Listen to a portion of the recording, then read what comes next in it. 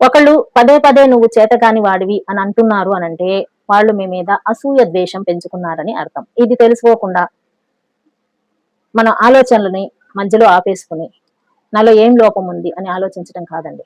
వాళ్ళలో ఏం లోపం ఉందో తెలుసుకోండి ఫస్ట్. వాళ్ళు మీ ఎదుగుదలని సహించలేకపోతున్నారు. మీలో ఉన్న టాలెంట్ ని ఒప్పుకోలేకపోతున్నారు.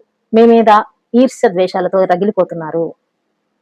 అలాంటి వాళ్ళు ఏం చేస్తారంటే అందరి ముందు మనల్ని విమర్శిస్తూ ఉంటారు. అందరి ముందు మనకి అడ్వైజ్ చేస్తూ ఉంటారు. మనం ఏదైనా ఫెయిల్యూర్ చూసామనుకోండి, అందరి ముందు మనల్ని చూసి జాలి పడుతూ ఉంటారు.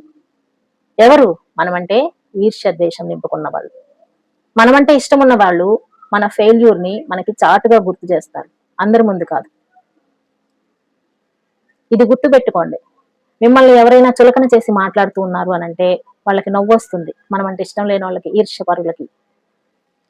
మనల్ని చూసి నవ్వుతున్నారు అనంటే, మన ఫెయిల్యూర్ ని చూసి నవ్వుతున్నారు అనంటే మన మీద వాళ్ళకి ఎంత ఈర్ష్య ఉందో అర్థం చేసుకోవచ్చు. అట్లాంటి వ్యక్తులు మీ లైఫ్ లో ఎవరైనా ఉంటే వాళ్ళని దూరంగా పెట్టండి.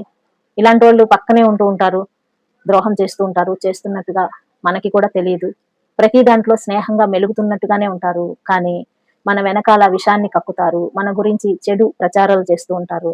మనతో మళ్ళీ మంచిగానే ఉంటూ ఉంటారు. ఇట్లాంటి వాళ్ళని గ్రహించాలండి మనమే. ఏదో ఒక పాయింట్ లో వాళ్ళు మనకి తెలిసిపోతా ఉంటారనమాట. ఒకటి రెండు పాయింట్స్ లో మీకు కనుక దొరికారనుకోండి, ఎక్కువగా అబద్ధాలు చెప్పటం, మిమ్మల్ని అనవసరంగా పొగుడుతూ ఉండటం, ఇట్లా చేస్తూ ఉన్నారు అనుకోండి, మీకేదో వెనకాల గొయ్యి తవ్వుతున్నారని అర్థం. ఇట్లాంటి గోతులు తవ్వే వాళ్ళని దయచేసి దూరం పెట్టండి. మీకు లైఫ్ లో సక్సెస్ తొందరగా వస్తుంది. ఓకేనా? వీడియో నచ్చితే లైక్ చేయండి. మరిన్ని మోటివేషనల్ వీడియోల కోసం మన ఛానల్ ని సబ్స్క్రైబ్ చేసుకోండి. Thank you for watching. నమస్తే.